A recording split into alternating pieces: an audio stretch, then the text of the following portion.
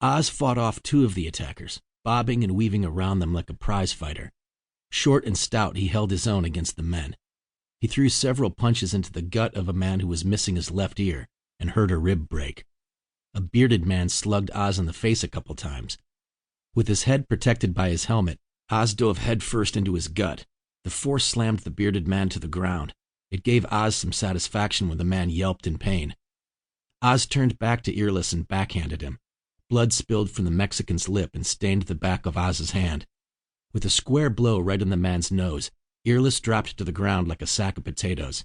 Bearded charged ahead again. He screamed and threw a punch. Oz blocked it with the top of his head. The man broke his hand on the helmet. Bearded screamed, nursing his injured hand in his other. "That'll teach you to mess with me." Oz slapped his hands together. He saw the professor hiding behind a fallen tree, while Thomas held one attacker in a headlock. But Oz couldn't see Hardy. He saw Captain Hawklin fall into the pit cave.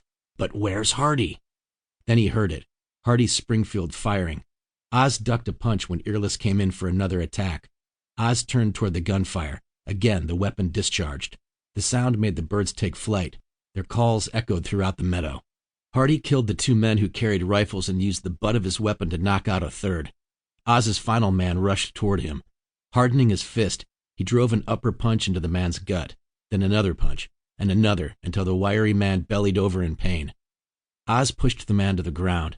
He rubbed his throbbing fist in his left hand. His heart pounded with excitement. "Everyone all right?" The professor stood up from his hiding place and waved at Oz. Thomas let his attacker drop to the leafy ground, unconscious. Hardy pushed his assailant forward until the round, scared-faced Mexican fell in a circle of his would-be victims. "Who are you? Why did you attack us?" The invader's lips were straight, his eyes emotionless. He stared toward the dead men. "Maybe he can't speak English," Thomas said. He spit a pool of blood on the ground. "Hardy, you speak Spanish. You talk to him," Oz said.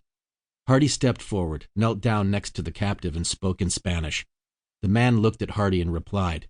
The man's voice was quiet and nervous. Hardy regarded Oz, swallowed, and said, "He says they are guardians, charged with the responsibilities of keeping strangers like us from entering." "Charged by whom?" Hardy asked the professor's question and received a troubled reply. He said the voice. The demon voice from the abyss told them great terror would come to anyone attempting to go into the pit. Thomas looked at Hardy, eyes hardened.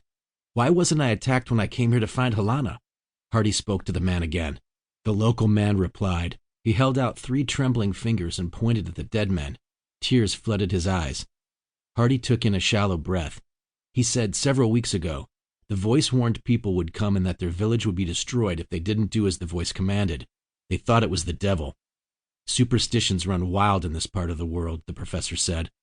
Again, the captive man spoke, his voice sorrowful, his expression downtrodden. He looked to the professor, then Thomas, then Oz and Hardy.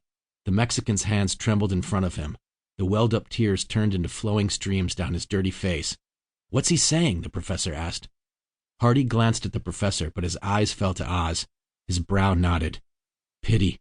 He asks for pity, and says he's sorry for what they've done. All he wants is to take his dead brothers home to give them a proper burial." "You're going to let them go away after what they did to us?" Thomas complained. Hardy pursed his lips, his copper eyes thinned. "What do you expect us to do, torture them?" "I doubt he knows any more than he's saying," the professor said. "Yes, let them go," Oz weighed in. He glanced back at the mouth of the pit.